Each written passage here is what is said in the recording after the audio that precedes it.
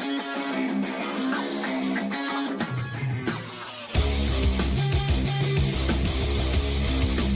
is up, Dallas Cowboys fans? Welcome into a Friday edition of the Dallas Cowboys Daily Blitz podcast. Right here on FanStream Sports, I'm IndyCarTim. And, all offseason we've been talking about the so-called shiny objects that the Cowboys have. George Pickens, Caleb Downs, Quinnen Williams, Dak Prescott, the new offense, the new defense. And all of those things are important. And all of those things are going to continue to be storylines throughout the offseason, through training camp, into preseason. And then we'll be paying especially close attention to those things, all of those things, in people and players and situations through the season. There's no question. But I think there is one storyline that could ultimately determine whether this Cowboys season actually takes off, or if it crash lands into the turf, gives us almost a repeat, not necessarily of the full-blown disaster that last year was, but it could certainly hinder the Cowboys' 2026 progress. And for some of you that listen to the show regularly, you are going to think that I'm beating a dead horse. The horse isn't dead yet, but I am beating it, because I think it's not getting nearly enough attention. I'm not hearing the national media touch it. I'm not hearing a lot of the local media discuss it. Exclusive. The great Mike Fisher and I have had this conversation multiple times, and neither one of us can figure out why it's not getting more attention. I speak, of course, about Tyler Guyton. Yes, that is correct. I'm doing this again. Because the Cowboys' biggest training camp battle might not come at corner. It might not be at linebacker. It might not even be on the defensive side of the ball at all. I think it's at left tackle. And whether Cowboys fans want to admit it or not, this entire offense may be riding on the outcome of the left tackle position. Because, again, I'll reiterate this. I think I said that right. Reiterate. It's early, you guys. You know that. I'll reiterate this again. It's a very uncomfortable truth, but you can give Dak Prescott all of the weapons in the world. You can have CeeDee Lamb and George Pickens, and they do. You can build a stronger running game, and they have. You can have Tyler Smith absolutely dominating people on the inside, and I think you will. Brian Schottenheimer can draw up the absolute most creative offense that the NFL has ever seen. And he might. But if Dak's blind side turns into a revolving door this season, none of that matters. None of it. Routes won't have time to develop. Those deep shots are going to disappear very quickly. Dak will be running more than he will be looking downfield. And suddenly this explosive Dallas Cowboys offense that everybody thought was going to put up 40-plus points a game will turn into an absolute check-down machine held together with duct tape. And that's why the Tyler Guyton situation to me is so freaking important. The Cowboys did not draft Tyler Guyton in the first round to become just an interesting developmental project. They drafted him to become a long-term answer at one of the most important positions in football.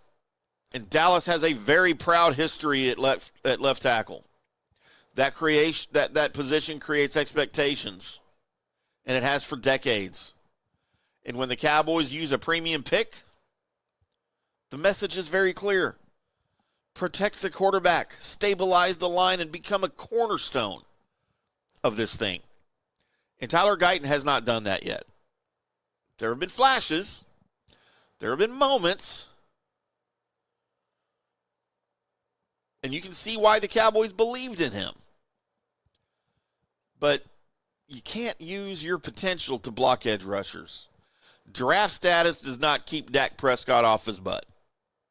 And talent doesn't matter unless it's paired with consistency and availability. And now Tyler Guyton enters what feels like a defining training camp for him. He doesn't just need to improve.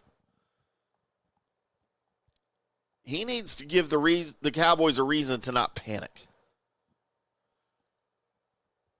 The second part of this equation, in order to have a revolving door, you got to have another player on the other side of that revolving door, spinning it around, and that is Nate Thomas.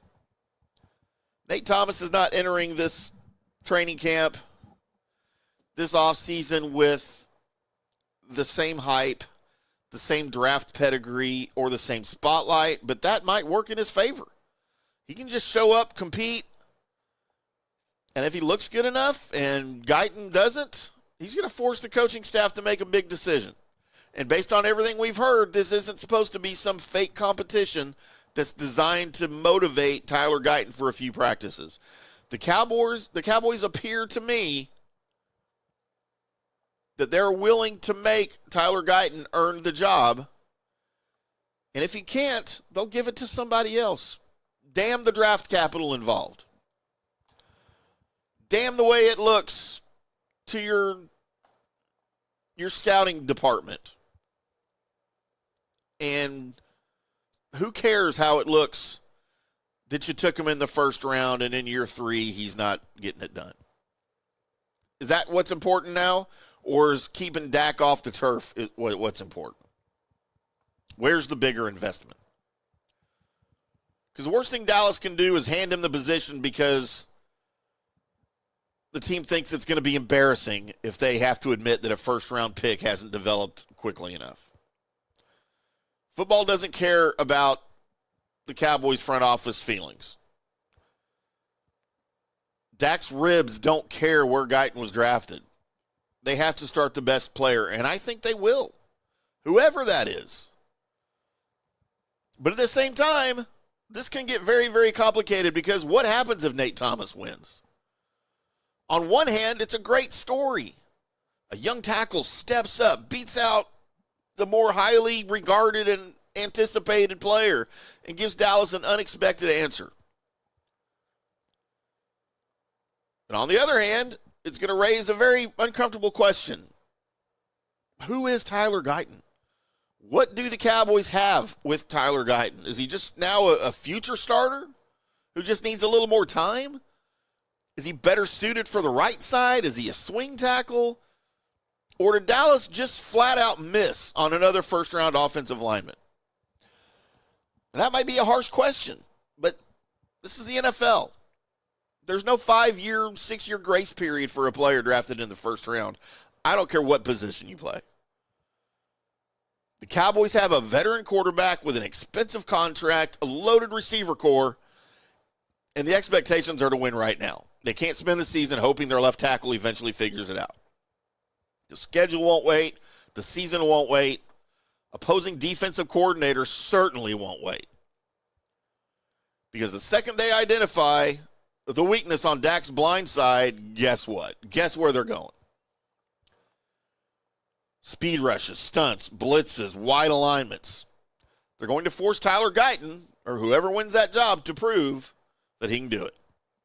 And if that pressure doesn't stay isolated on the left tackle position, it's not going to. And that makes this situation bigger than even just one position. If the left tackle struggles, now the Cowboys got to change everything else. The tight end has to stay in and help. The running back has to chip before it can release on a route. The offense has to shorten its drops. The play caller is now limited to shorter developing routes and concepts. And I've talked about this before, and I think this situation I'm about to describe is equally terrifying as missing on the Tyler Guyton pick, and that is if they have to move Tyler Smith to the outside. That absolutely terrifies me. A lot of you guys, that's your solution. I don't like it. I don't think the Cowboys like it. And that should be an absolute last resort. Tyler Smith is one of the best interior linemen in all of football. Moving him back to tackle might solve that problem, but then it just creates another. Now you've weakened the interior of your offensive line. That's not a solution to me. That's just moving the leak around. So Dallas absolutely needs Tyler Guyton or Nate Thomas to win this job and hang on to it. We don't need a weekly rotation. We don't need a midseason development experiment. We don't need the thing constantly reshuffling. The Cowboys need one player to take ownership of that position and end the discussion. If we're still talking about this in week 3, it's become an even bigger issue. If we're still talking about this in week 7, the Cowboys have a real problem. If Dak's still able to play in week 7 at that point. It may be the Sam Howell show by then. And yes, that's who I think will be the backup quarterback. Ideally, the guy that's done all of this and that's proven that he belongs there is Guyton. Not because of his draft status, not because the front office needs to be proven correct, but because his ceiling is just probably higher than Nate Thomas or a lot of other guys.